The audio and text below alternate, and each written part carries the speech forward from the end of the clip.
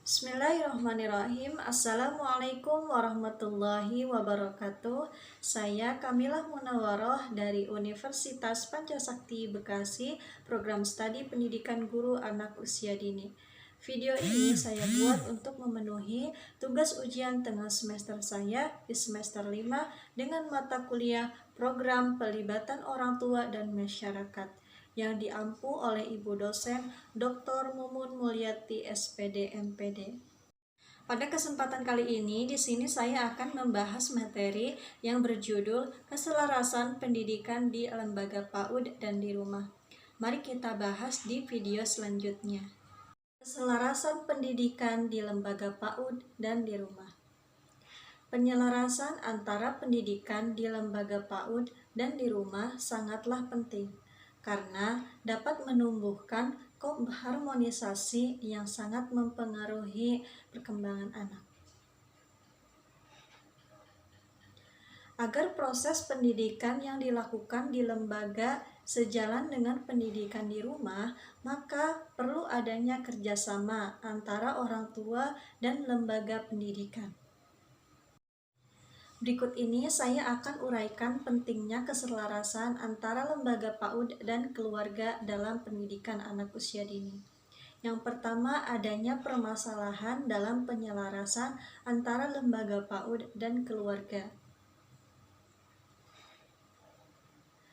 Menurut Dekker pada tahun 1992 mengemukakan beberapa masalah yang terdapat dalam penyelarasan tersebut, yaitu sebagai berikut. Yang pertama, adanya para sosiolog berteori bahwa ada jarak sosial antara rumah dan lembaga pendidikan.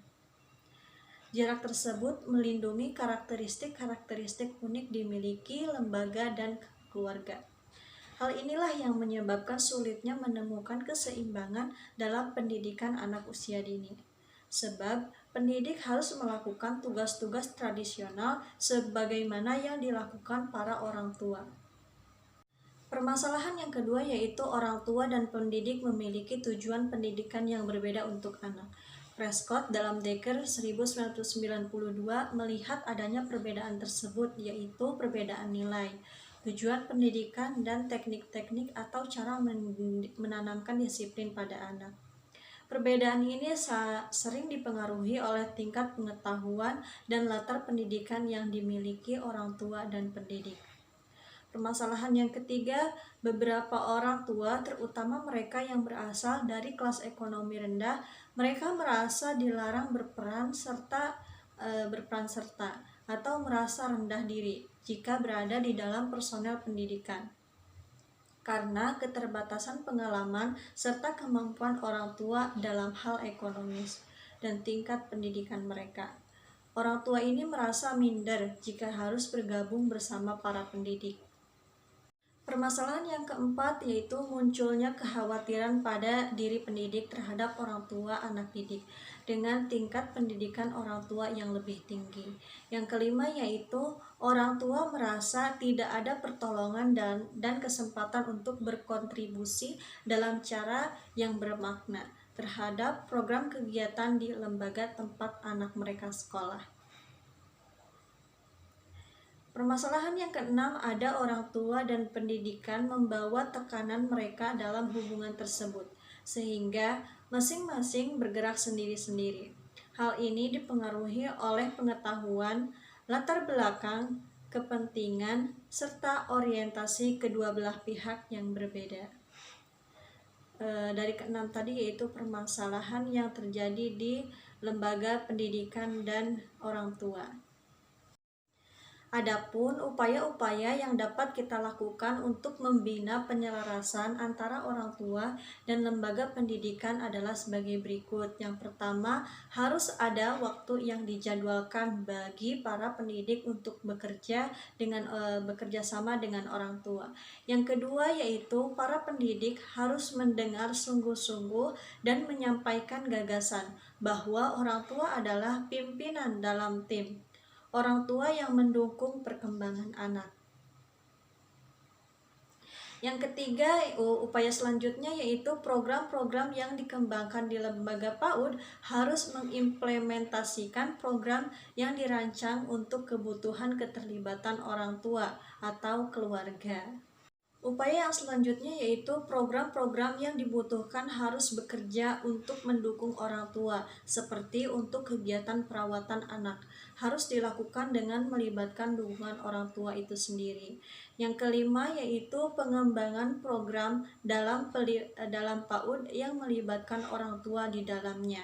Akan mengembangkan suatu kolaborasi yang baik, karena program tersebut merupakan hasil kesepakatan bersama antara orang tua dan lembaga pendidikan, sehingga akan meningkatkan kualitas penyelenggaraan PAUD ke arah yang lebih baik lagi. Pembahasan selanjutnya mengenai dukungan orang tua di rumah terhadap kegiatan pengembangan di lembaga PAUD dapat dilaksanakan dalam bentuk kegiatan-kegiatan sebagai berikut. Yang pertama, mengontrol waktu belajar dan cara belajar anak.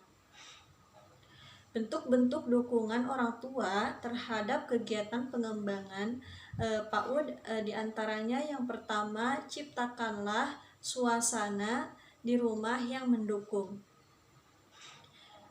Untuk melakukan kegiatan pembelajaran sebagaimana yang dilaksanakan di lembaga pendidikan. Yang kedua, jadwalkan waktu belajar yang teratur untuk anak. Yang ketiga, hindarkan semua hal-hal yang dapat mengganggu pembelajaran anak. Selanjutnya, pastikan anak Anda mengerjakan sendiri tugas atau kegiatan dari lembaga pendidikan. Yang kelima, perhatikanlah kegiatan anak di lembaga pendidikan. Yang keenam, berikan teladan yang baik. Anak-anak cenderung untuk menirukan perbuatan orang tua daripada mengikuti nasihat orang tuanya itu sendiri. Yang ketujuh, berikan pujian kepada anak atas usahanya untuk menyelesaikan kegiatannya. Yang kedua yaitu memantau perkembangan berbagai aspek perkembangan anak. Upaya yang paling tepatnya adalah mengorientasikan bimbingan pada seluruh aspek perkembangan anak, diantaranya meliputi aspek moral, agama, sosial, emosi, kognitif, bahasa, dan aspek fisik motorik anak. Orang tua dapat mengecek perkembangan kemampuan anak dalam berbagai dimensi dengan membaca buku komunikasi yang biasa dikembangkan di lembaga pendidikan.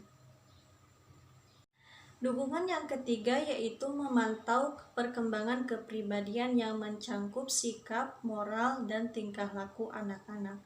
Orang tua harus memberikan perhatian penuh pada aspek ini dan lakukan pengamatan terhadap contoh atau teladan yang telah diberikan guru atau pendidik di lembaga PAUD. Selanjutnya, orang tua sebaiknya berusaha menerapkan hal tersebut di rumah juga, sehingga terdapat kesamaan pola pembelajaran antara di sekolah maupun di rumah.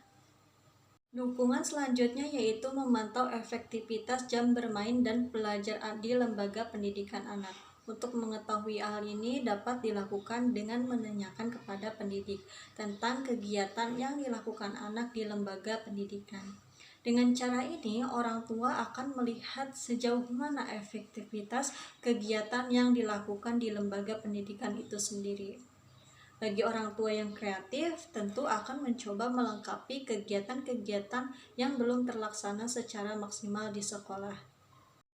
Demikianlah materi mengenai keselarasan pendidikan di lembaga PAUD dan di rumah yang dapat saya sampaikan. Apabila ada kekurangan atau dalam penyampaian banyak kesalahan, saya mohon maaf. Terima kasih atas segala perhatiannya. Wassalamualaikum warahmatullahi wabarakatuh.